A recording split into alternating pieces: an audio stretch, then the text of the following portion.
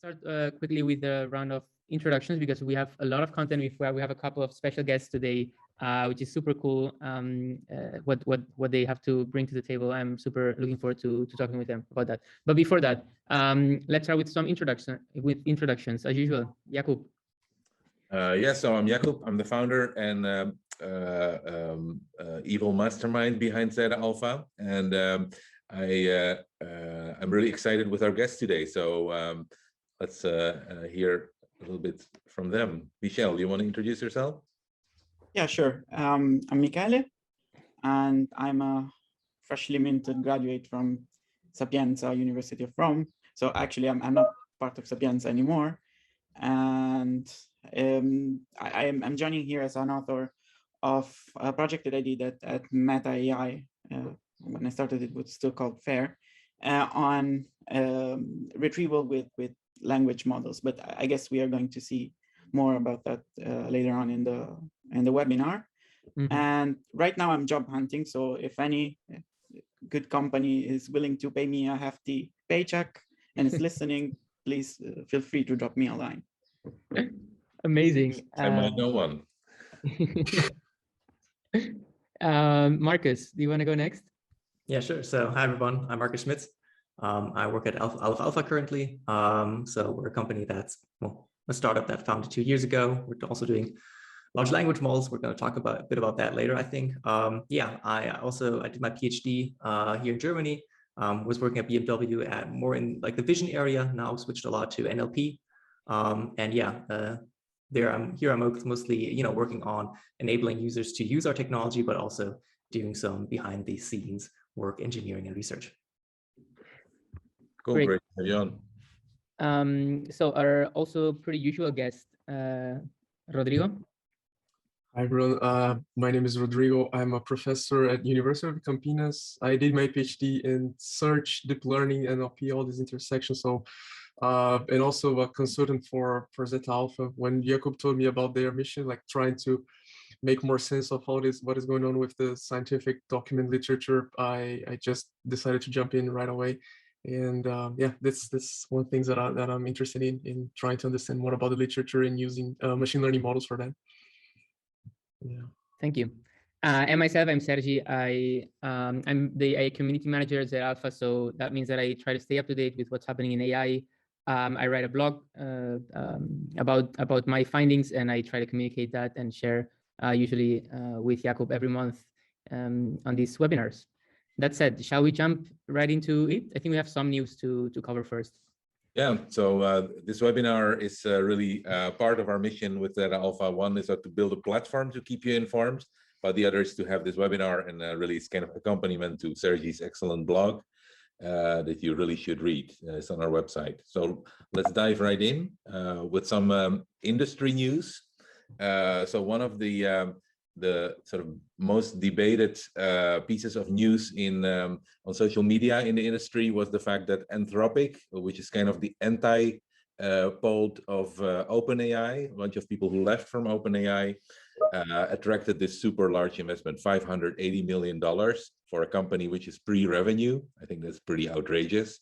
And one of the comments was, do you actually need $580 million to build AGI? What do you guys think? What would be your bet? I think you need more, isn't it? Yeah, I heard the GPUs are pretty expensive these days. So yeah, I guess it's all up to if you're going to build your own data center or not. So we'll yet have to see what Anthropic delivers. There's a lot of activity also still in the autonomous vehicles scene. Obviously, Markus, you were at, I think, at BMW, right? They also have their team in that area. Every German company has, but the action is still mostly in the US and in China. Baidu and Pony got licenses to actually operate robotaxis in China. So I think they will go with their own technology. A couple episodes ago, we commented on Cruise getting a license to have operate robotaxis in San Francisco. And if you haven't seen it yet, you have to watch this video. You can find it on Twitter and just search for Cruise San Francisco Police. So it's actually like a police car pulls over a unmanned cruise vehicle, and the police guy walks up to the window and says, "There's nobody there." And then it is hilarious because the car actually then decides to take off, and like police chasing it. Great. There's also quite some consolidation going on also in this autonomous vehicle. So actually German industrial giant Bosch acquired 5.ai, one of the sort of smaller autonomous driving startups, which also got a lot of funding in its day, but they pivoted and got acquired. And another interesting acquisition, Sergi and I are always very curious what's going on with AI and music. So SoundCloud acquired an AI-based music curation platform, Musio. So that's some of the news, but really, if you look at kind of last month, Sergi, right? Like what's been on social media, the #1 topic on AI news? Yeah, I think DALL really pretty much has monopolized Twitter, and yeah, that was quite insane. It's just amazing. We brought it in our last episode as breaking news. I think it came out the day before or something like that. Yeah, it was very recent. Yeah.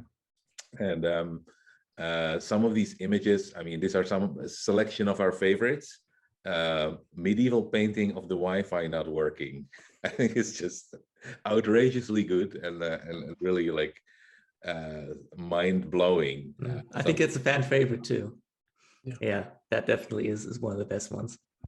I also love this one with ancient Egyptian painting depicting an argument over whose turn it is to take out the trash. It's so full of emotional density there, including some of the missing pieces. And I can just imagine how Gary Markus is typing his next piece about deep learning models don't know anything about compositionality and don't have sense. I don't know. I think he has a little bit harder time now, but he still has a point, probably. Yeah. Any of you guys have been on the DALL-E 2 waiting list and successful? Not yet, unfortunately. Did everybody sign up? Likewise. Yeah.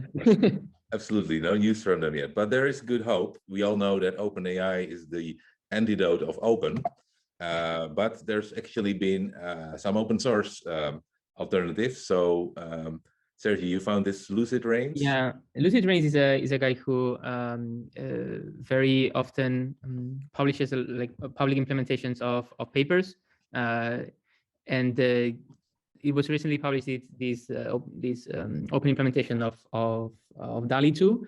I believe that I'm not sure if they provide pre-trained models in there, but of course, like the quality is probably not there yet. But we'll see if like community-based approaches manage to train a kind of comparable DALL-E 2 model that you can run on a Google Colab or something like that. Yeah. I followed this I think it was opened like the day after DALL-E came out, or something like that. They're very active. I actually follow it, but have to unfollow it due to the massive amount of commits that were happening. But yeah, lucidrains is super active. Is it an OpenAI leak? Is it actually source code from OpenAI that somebody pre-released there? Maybe. No, I think they're building it from scratch, which is very impressive. Yeah, and in 1 month, 4,000 stars on GitHub. Well, that's pretty trending model. Another one which got snowed under a little bit in the DALL-E news. Yeah, is this VQ GAN clip. Very impressive as well. I've actually seen some very beautiful pictures from it on Twitter.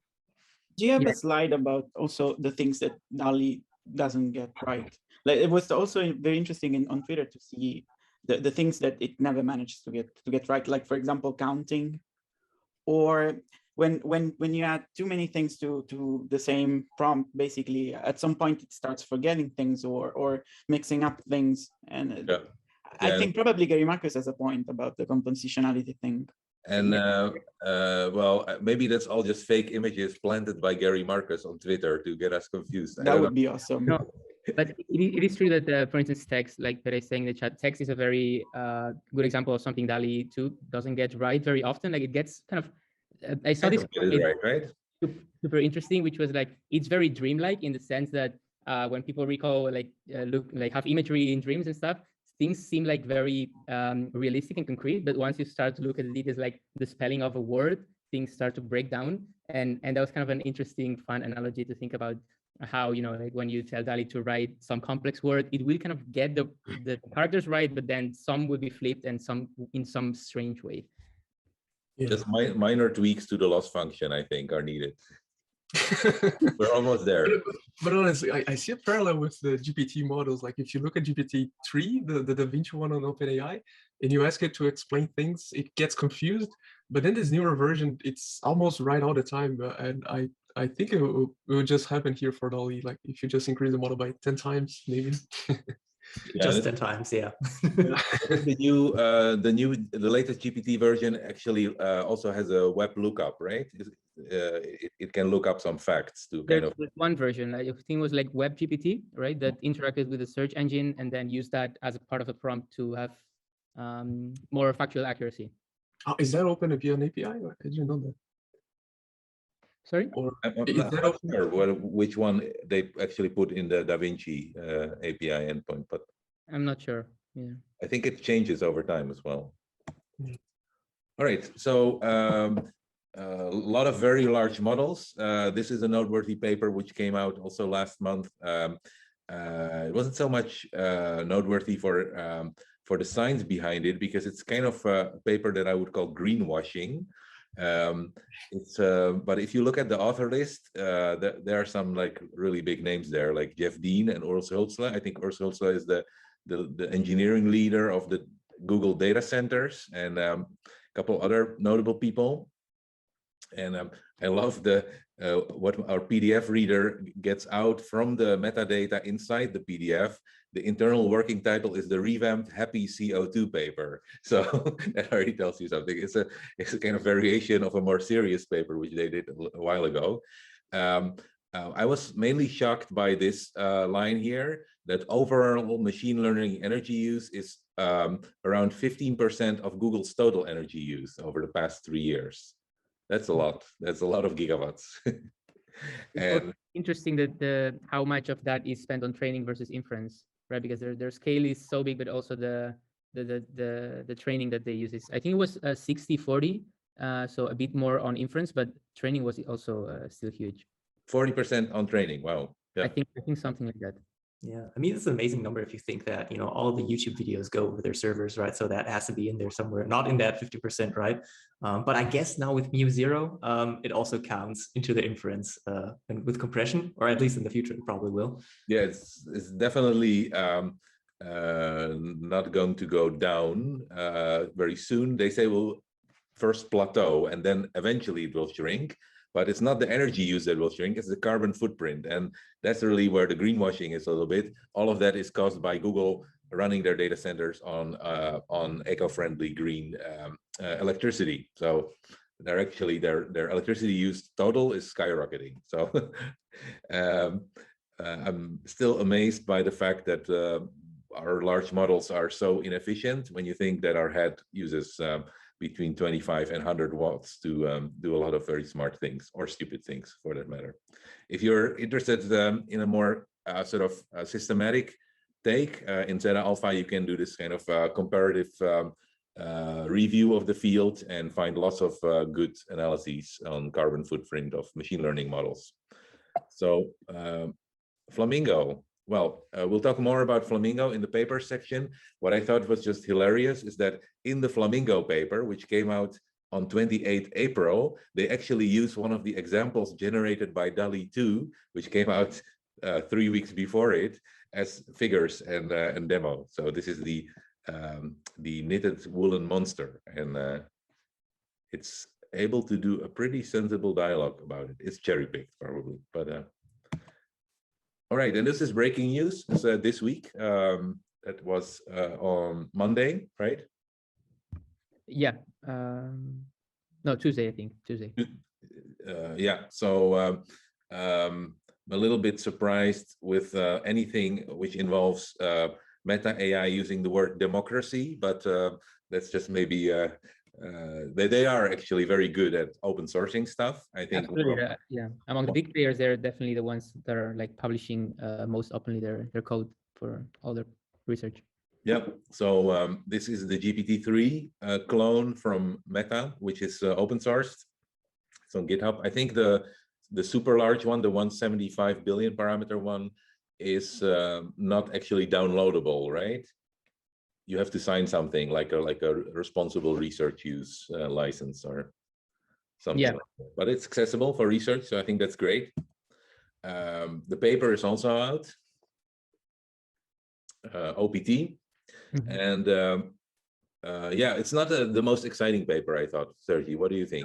I mean, it like there's nothing surprising about it. I think that the most interesting part is their GitHub repository, where you can see all like the nitty-gritty details of what it takes to train such a big model, and like the ways it goes wrong, what things you have to look into, like how much babysitting you have to do. So I think that's the most insightful part. In terms of the paper, it's pretty much like GPT-3 clone kind of thing almost. So yeah, they have some interesting analysis on the toxicity of generated text that is also quite interesting. Yeah, well, basically it's a Megatron based model trained on about 1,000 GPUs. So thank you for that carbon footprint. And it's based on the pile and open books and lots of data sets which were previously used as well. The logbook is actually fascinating read. Like you would think maybe in such a large company, everything runs smoothly.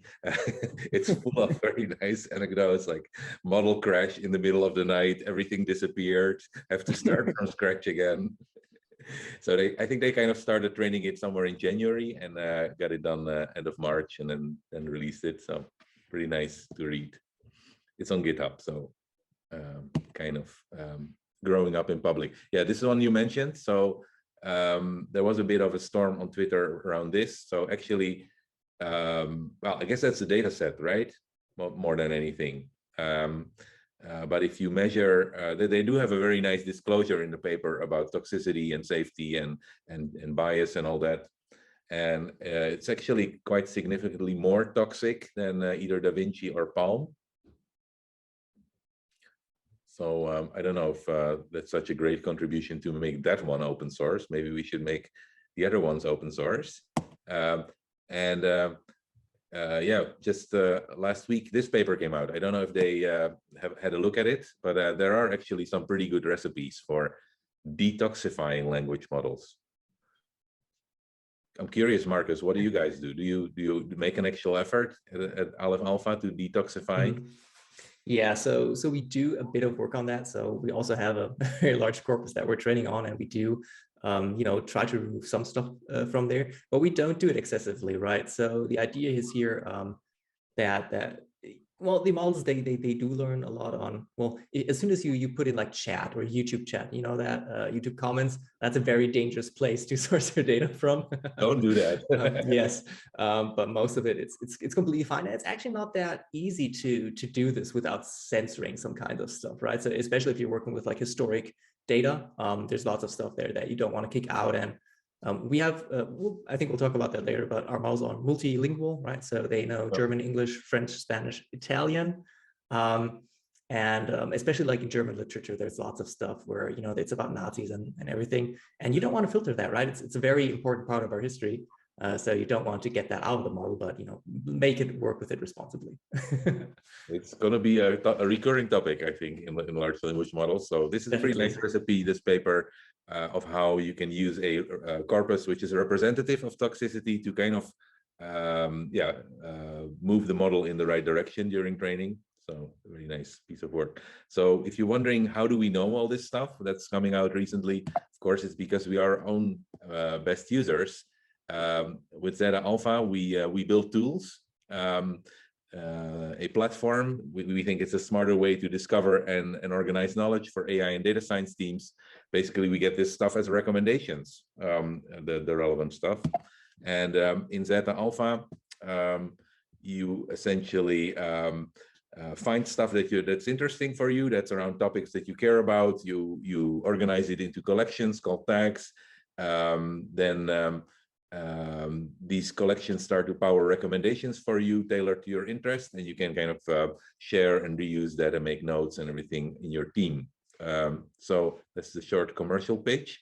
I do want to say a little bit more. Last month, we launched an embedded PDF annotator and reader that we think is really cool. And we're working very hard right now, as we're speaking, to make it fully mobile friendly. I read papers on desktop, but I've heard some people read papers on their phone. So what do you guys do? Where do you consume your papers? I tried reading on phone, but it's quite hard, right? It's you just have to scroll down all the time. Pinch to zoom. That's the one we're struggling with. I was discussing with our front-end engineer today about the iPad version. He was showing me the prototype, and it's looking really good. I sometimes read it on iPad, and I think that's a really good experience. I can confirm that iPad reading is really good. On mobile, it's only really viable if you have like one column papers. I think as soon as you have like 2 or 3 columns, it's just annoying. So that is the big turnoff for me. If it's like 2 or 3 columns, it's awful reading it on mobile. But iPad always works really good to sit back and get some input there. I also use my iPad, but I also have an e-ink reader, and I find it quite useful. It doesn't strain your eye, and I'm not sure if it would be easy to develop a good PDF reader for that, but that's definitely a good experience. Definitely easier to read while you're hunting for jobs and you're sitting on the beach in Italy than you need something like that, right? Unfortunately, I'm not anywhere near a beach. You are not? No. We'll have to do something about that. All right, so here's your paper, just as an illustration. Seal, you're going to talk about that a little bit in a second. The nice thing about the PDF readers, you can not only read, but also annotate figures and pieces of text, add your own comments and notes, and and then with your notes and comments, you can actually search. So I was curious what the FM index was. Just highlight the FM index and find the right literature for it. So there was a short commercial break, and we also made this overview of the literature that's also going pretty much automatically. So this is kind of a semantic map of the literature that came out last month. Sergi, what do you want to say about it? Yeah, I feel like every month it's getting harder often to boil it down to 10 papers, because the list of interesting stuff keeps growing. But that's what we did, and you can read it on our blog at zeta-alpha.com, zeta-alpha.com. That said, shall we get into I think we're going to start with talking about Aleph Alpha with Markus, which I think is super interesting, right? We're seeing a lot of movement towards these language models as a service, like machine learning as a service, to sort of detach the implementation and the usage of machine learning models. And you guys are working on that, right? So what did you guys just release? Like, can you talk a little bit about, because before you could only sign up for a waiting list. Now it's really live, right? Yes, yeah. So we actually released our models. They're open for use over our API. So for those who don't know, Aleph Alpha, we're a startup from Germany, Heidelberg, that's been working on large language models for the past 2 years now. And a few weeks ago, we were finally able to launch our offering to the public. So these are our large language models, which we call Luminous. We have 4 different sizes. However, we're currently offering the first 2 sizes over our API, and the other 2 are going to be following shortly. And why should you want to use our technology? Well, so these are general, autoregressive models. They're trained on huge amounts of data, but as I already mentioned, they're multilingual, right? So they know these 5 European languages that selected. They're trained on them, and they're really good in also like cross working. I didn't hear Dutch. Yes, Dutch is in there, unfortunately. It's 20 million speakers. Yes, we are actually looking into integrating even more languages, also some that are very underrepresented, like Arabic, right? And really looking forward to that. But yeah, so can you repeat the list of languages that you have?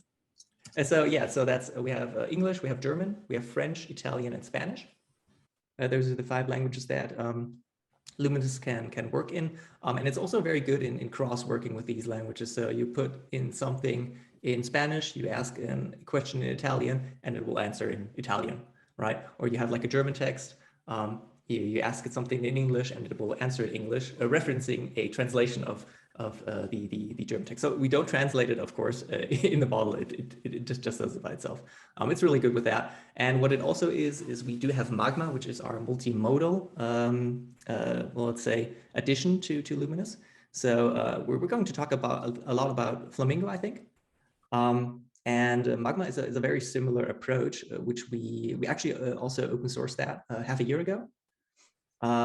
It's actually, I talked to Konstantin this morning, who is one of the first authors of Magma, about, Flamingo, because actually right at this moment, there's a research club happening at Aleph Alpha where we're talking about Flamingo.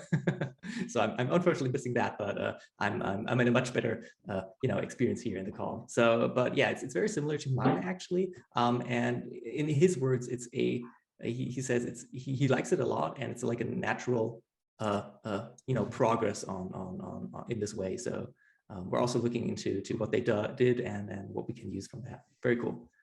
So yeah, definitely. So yeah, what can you do with our model? I'm going to just browse over it really quickly. So you just have our completion endpoint, which is you put in text or images and it will complete your sentence, very similar to GPT-3. Luminous is also a GPT-3-like or GPT-like model. We also have a summarization and QA endpoint where you can specifically summarize texts, even on Word documents, or we can do question answering also on text or Word documents. So you can do that via our API. Everybody that signs up gets some few credits. You can just try it out. Yeah. And how many parameters does the largest model have that you currently have?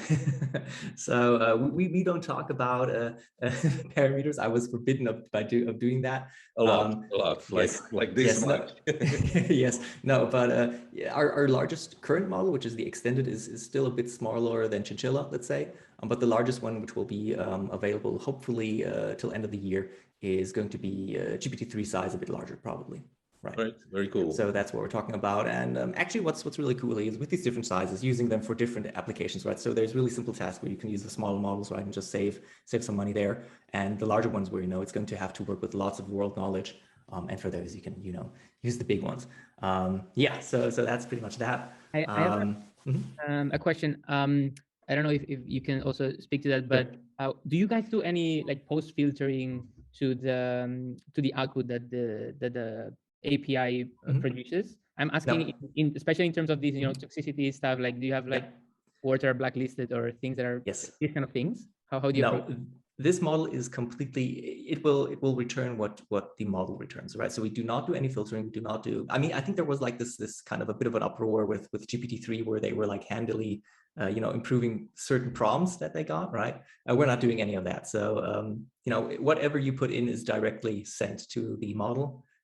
We do one bit of pre-processing, which is we do remove white space and stuff, right?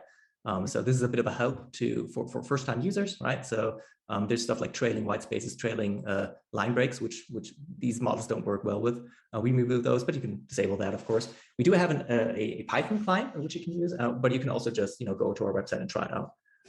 Looks very well. I understood there's some sort of you guys are working on the basis of the Luther AI model, or like deriving from that. Can you clarify a little bit what's the difference between your model and let's say GPT Neo J, the most recent one? Yes, we actually work together on those, right? So so Sydney Black and also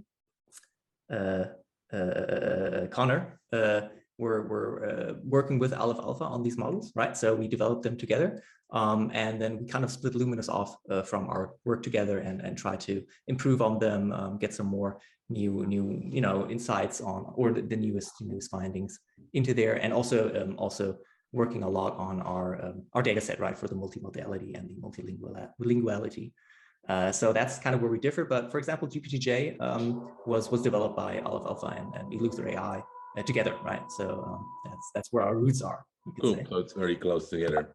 Yes. I have a question. What is your take on the future of these models? Like, do you think we're gonna have like a separate model for multimodal language one? You're gonna be specializing, let's say, the biomedical domain, or do you think in the end everything would just be a single gigantic model? That's a really good question.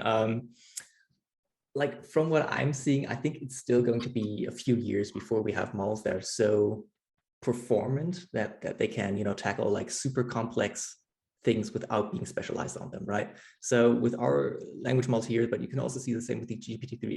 It's so good in just doing like normal stuff, right? It's really good in those. It's good in writing poems. It's good in answering questions. It's good in doing creative writing, all that kind of stuff. It's really good. But would I trust this with evaluating like an X-ray scan? No, definitely not just from the bare model. I would at least want it to be fine-tuned on that, right? And I don't think that's going to change in the next, few years.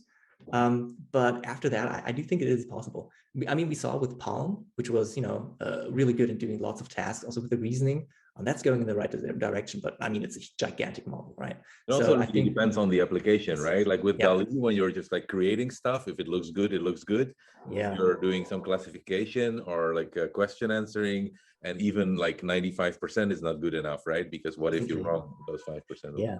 When I was at BMW, I think there's a bit of noise in the background. Hope that's not too bad. When I was at BMW, I also worked on lots of machine learning applications, especially like computer vision that were used in the industry, right? In the production. And there, the requirement was always like 0.1% failure rate, right? And that is something where that's almost achievable. So yeah, that's still something I think we need to work forward to. But I think let's see in 10 years, I think there's going to be models that are so good at stuff that things that we think, are professional applications can be solved. Maybe not all, but I think a lot of them. 10 years. Okay, well, I'm writing down your bet. Oh, dang it. That's I think it's going to be faster, actually. The one bad thing in the internet, never make predictions on AI. Yeah. Or I think, what is the other one? Nuclear fusion, right? That's always 10 years away. No, 15 years away, I think. Well, AI is working on that as well at DeepMind.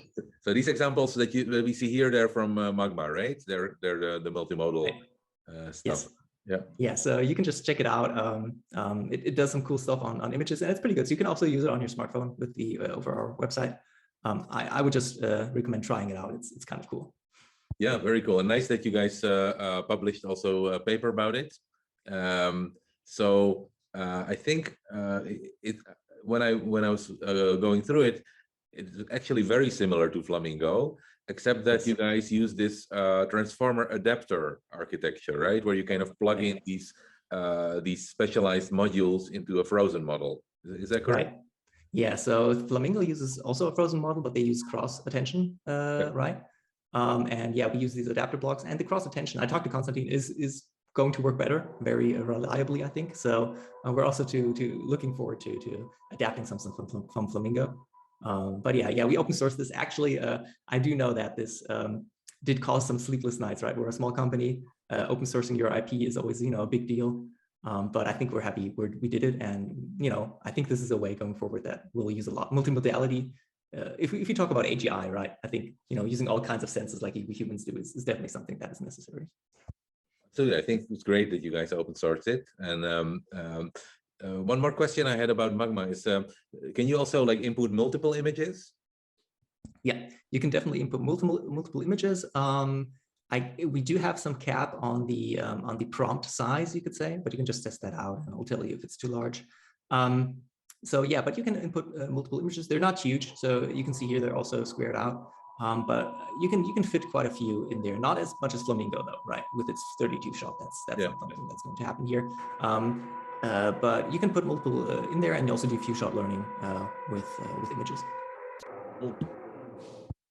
So we're thanks, Markus. I think it's a great model. So everybody, we recommend that you guys check it out on the Aleph Alpha side. I think especially with this sort of open source DALL and VQ GAN clip, we're going to see lots of progress in this multimodal field.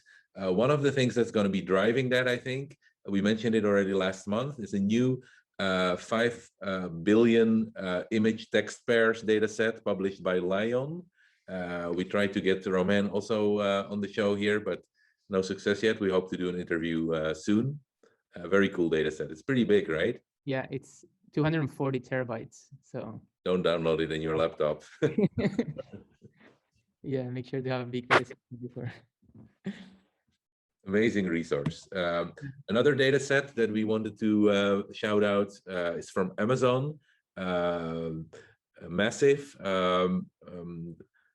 extremely diverse multilingual data set for natural language understanding, in the sort of slot filling semantic parsing sense. So has especially great data for lots of non-Latin script languages like Khmer and Korean and Arabic and Hebrew and lots more. So check it out.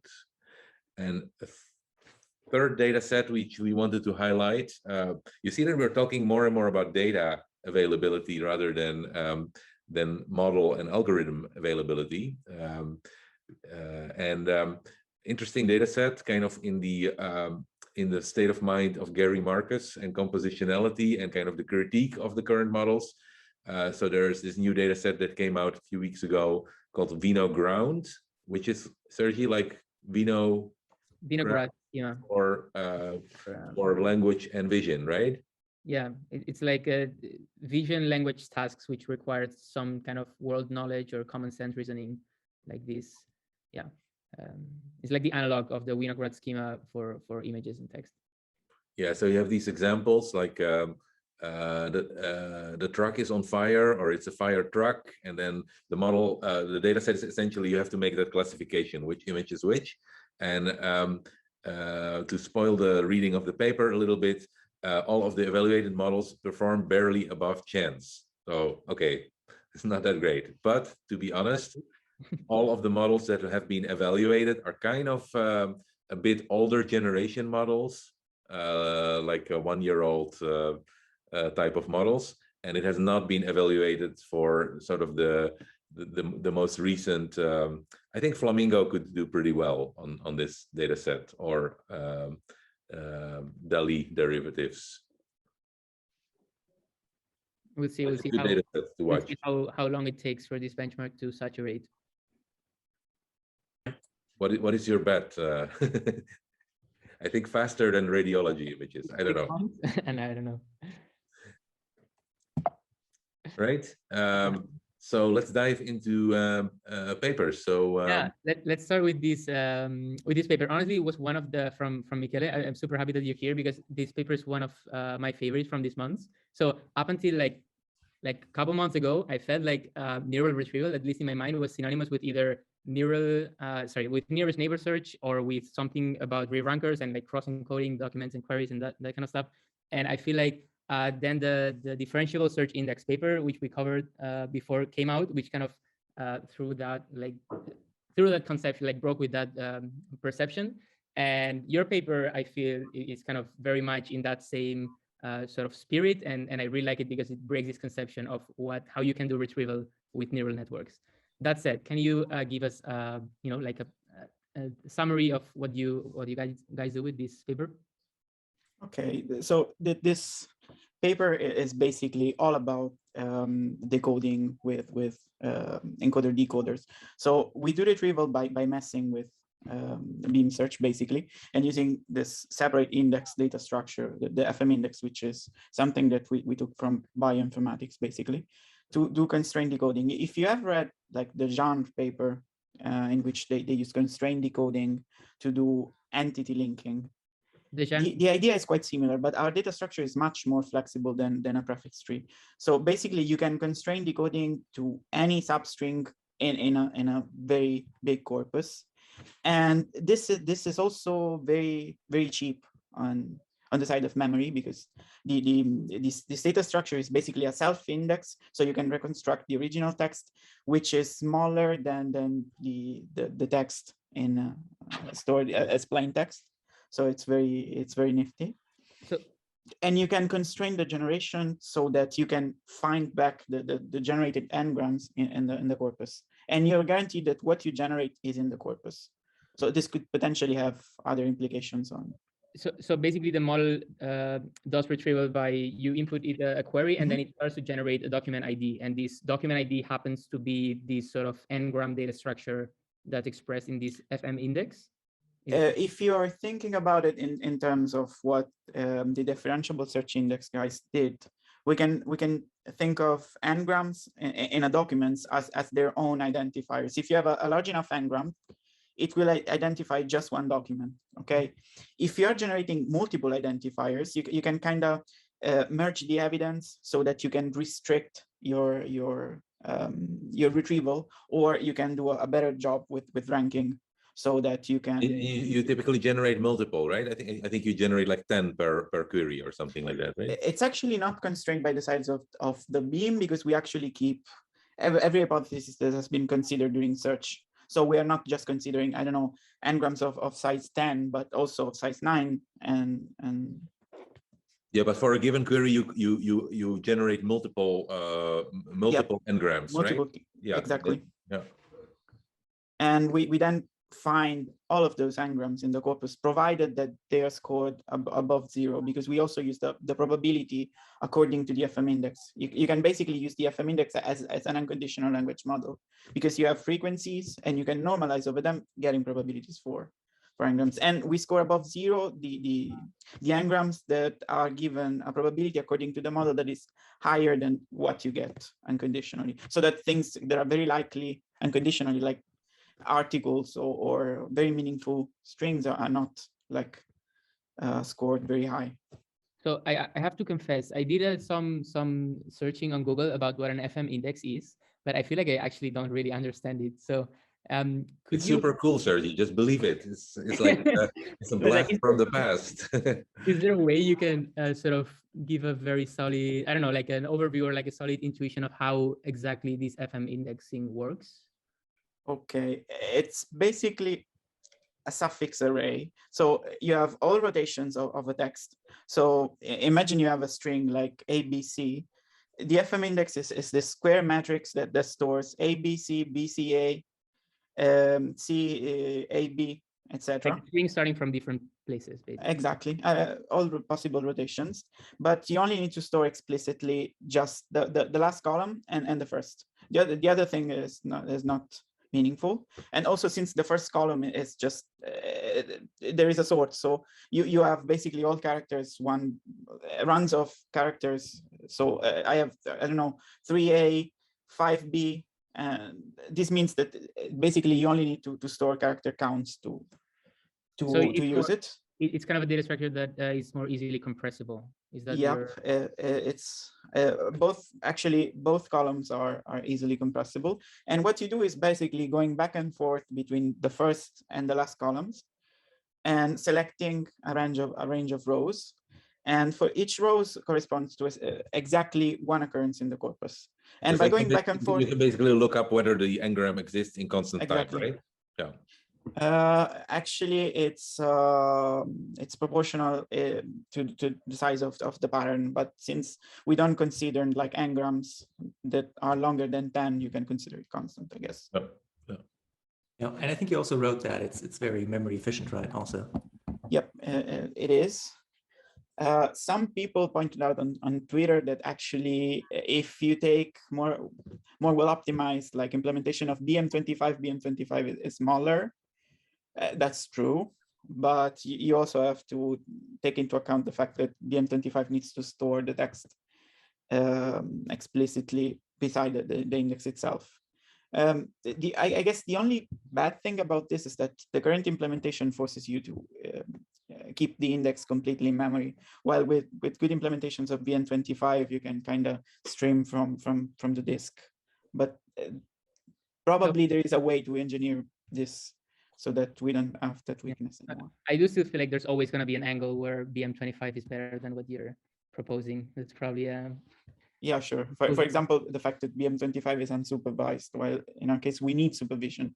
So actually on that front, so one of the biggest drawbacks, right, of this DSI kind of paper in terms of using that in the real, like for some applications, is that you cannot do, or it's at least hard to do, like to do some sort of continual, like to add documents to your corpus, because you need to retrain the whole, network.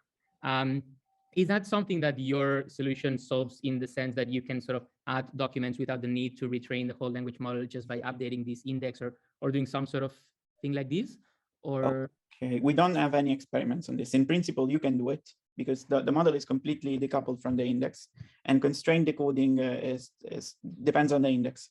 So of course, I guess you are limited insofar as the domain shift or the distribution shift makes you unable to predict those n-grams. But in principle, there is nothing preventing you from completely changing the index. In fact, we have two models. One is as an additional phase of adaptation on the corpus, so that we expose it to the whole corpus that is used for retrieval, and another model which doesn't, and the difference is not so big. So in that case, I think this is by proxy, I don't know, some evidence that it would scale to other corpora. Yeah, so you can indeed update. I have another sort of thing that I was struggling with when reading the paper. So you constrain this beam search using the n-grams from the index, right?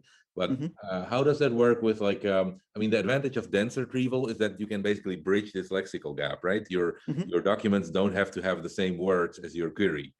So how doesn't your model suffer from that you always have specific n-grams which have to be generated, or is there, like, how do you bridge this lexical gap actually?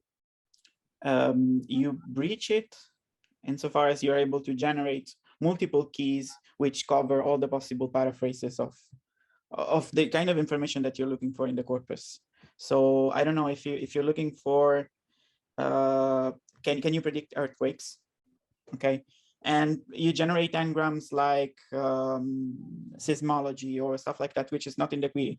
This helps you with the vocabulary mismatch, because you're also looking for other ways in which this information can appear. It's really the generative model, the BART model that you use that bridges the lexical gap, and then this FM index just like constrains that you don't get 0 hits on that, basically, right?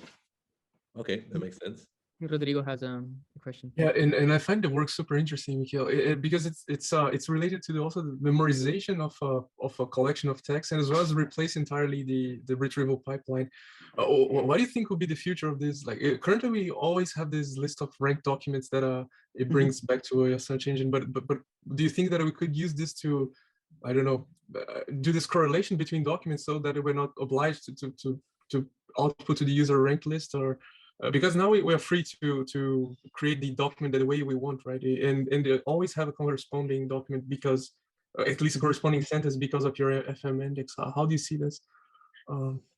If I understand your question correctly, it's basically we can, with a thing like this, you're picturing like not having predefined units for retrieval, because you're like searching for a string, but it doesn't matter what's outside of the boundaries of that string.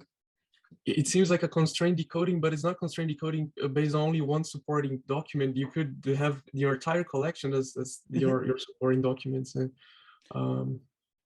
it could be the case that this has some effect on like controllable generation, because maybe one way to prevent hallucinations or, I don't know, spewing of hateful content is just grounding the content on a predefined set of string defined by a corpus. Of course, then you lose flexibility, and you cannot really generate stuff that is not in the corpus. So maybe you lose on usefulness. Or maybe this could be useful to do retrieval augmentation for language. You have seen these models like Realm or other stuff like that, where you basically have in a first stage a separate retrieval model that is maybe fine-tuned by using the signal from language modeling, but basically the two architectures are different, and you have limited way to model the interactions between the two. In this case, maybe you can use the model itself to generate its own evidence by constraining on a corpus, and then do free-form generation. Of course, this is like wild speculation, but that's one of the things that we had in mind. Well, we love wild speculation, and I think we all have a feeling that this directionality is is a paradigm change for sure, and there's a lot of potential still to be explored. So thanks for this great paper. It's really excellent work, and there'll be more about that, I think. I hope so. So let's we have more paper. Yeah, let's quickly wrap up. We only have a couple of Flamingo. We already talked about it. Well, it's really very good at talking about pictures. It's a long paper, so we don't have time to discuss it in depth. But the star of the show is the perceiver. So really, the whole thing flies because the images and the text are encoded using these kind of manageable, short, latent encodings by perceiver.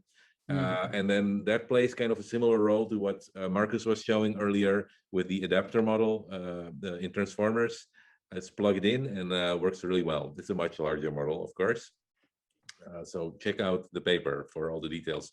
It's pretty pretty mind-blowing as well. This one you wanted to mention something about. Yeah. There was this theoretical paper about how you can basically add backdoors into machine learning models that are undetectable, that let an attacker sort of perturbate the input of a model such that it outputs like a wrong prediction in a predictable way. And I think that was a very interesting concept that has actually, has very interesting implications when, different people cooperate to train models and use them. And I think that's a very kind of thing that should be always taken into account. So I've already planted at least how many? What was the minimum amount of images that you needed to plant to?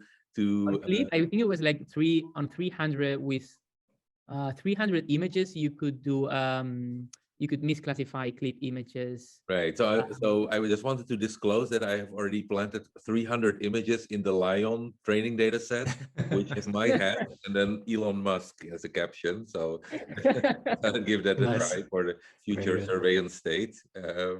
But I recommend that everybody does that, actually. Yeah, video diffusion models also, we've been talking about diffusion models for the past year. They've risen to, hugely popular. Even DALL-E 2 is based, like the generation of images is based on diffusion models. Now they're being applied to video generations. I feel like, diffusion models are right now the go-to model family for image generation, and that's they seem to really kind of have overtaken GAN and VAE everywhere. Absolutely, yeah. They're definitely need. So this is one of the first one applying it to video, I think. Yeah. This is a very long discussion. Sergi, what's the takeaway here? The piece of it is watch out with what you like. The regularization techniques might have weird effect on class-specific performance. And for me, the biggest takeaway is whenever you're building something, don't just look at the average accuracy, because you might be missing on a lot of phenomena that is happening on like class-specific stuff. So it's really important to question what metrics you're using, because there's a lot of assumptions built in there. So look into the details of how the model is behaving. My model is always 99% correct, but it's the 1% that matters, and that's on the positive class. Exactly. Yeah. I think we talked about this model already last time. Soc.ratic models is a very interesting way where language models and visual models kind of create a dialogue between each other. There's a whole bunch of these papers around which kind of let these large models explicitly reason and like predict related arguments for stuff. And then based on that, if you feed that back into the model, you can get lots of very interesting behaviors. There was also a paper on robotics, actually, the other day. Say you can, very similar also, where a robot is guided by a large language model to generate kind of next action states. Pretty interesting. What about this one? Yeah, also very quickly, this is a very interesting paper from more the physics perspective that investigates how adding bottlenecks in this from this perspective of the information bottleneck, which is a pretty famous principle to analyze how deep neural networks behave.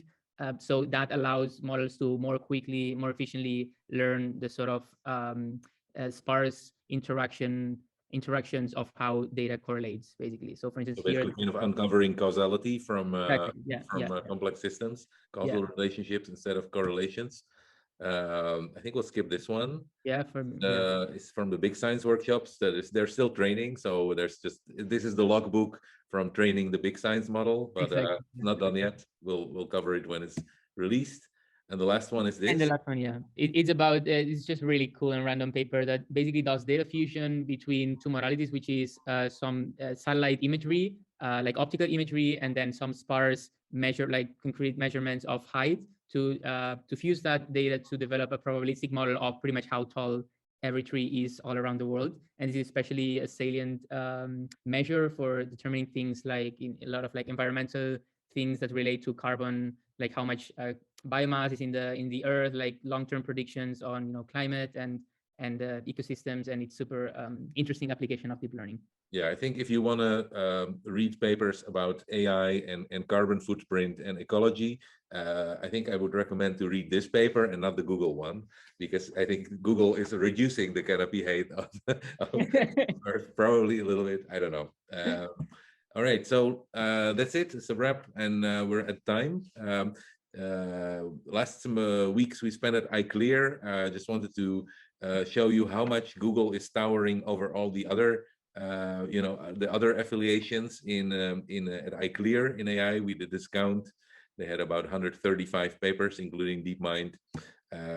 These are the companies. So I think what you see here is that companies like Huawei and Tencent and Naver and Alibaba are definitely like steaming up into the top 10. And yeah, you can break it down by country, but that's maybe not so interesting now. One of my highlights from ICLR was Pushmeet from DeepMind, who was talking. Yeah, there was a really amazing keynote. He kind of took a grand tour through all these different science areas that they're working on, like fusion reactors, advancing mathematics, quantum chemistry, drug discovery, etc.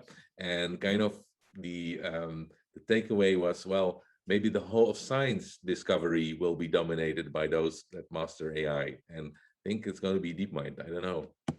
So if you're interested in these ideas, it's been coming up more and more on scientific understanding with AI Research Associate, a nice paper from the guys at LNAI, Computational Reflection for Scientific Discovery. Rodrigo, this is also one of your dreams, right? Like the automated research scientist. Yeah, it would be awesome to have some computer like connecting bridges between ideas that would be infeasible to us, like to manually do ourselves. Yeah, it's like spinning up a new PhD student on the spot.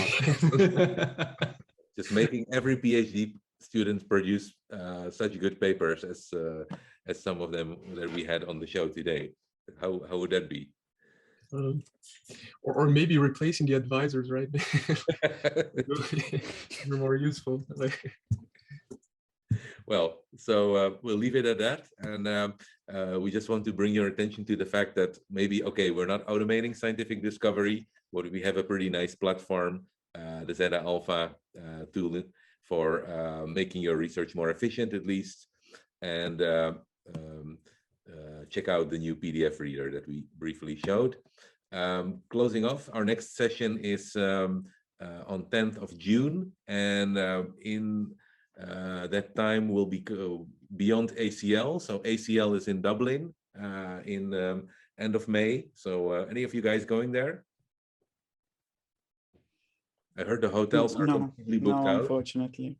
I'm really looking forward to some live conferences. So we are going to Berlin Buzzwords. It's second week of June. So we'll maybe spend a little bit of time discussing some of that. It's a very engineering-oriented conference. No scientific papers. And then there's SIGIR in Madrid in July. Rodrigo, you're going, right? Yeah, I'll be there. Yeah. I hope to be there as well. So that's it. Thanks. Yeah, we'll be there next month on the 10th of June. And thank you very much to, especially to our guests, Michele and Markus. It was super nice having you guys. Yeah, thanks for joining us. Thanks. Yeah, thanks for having.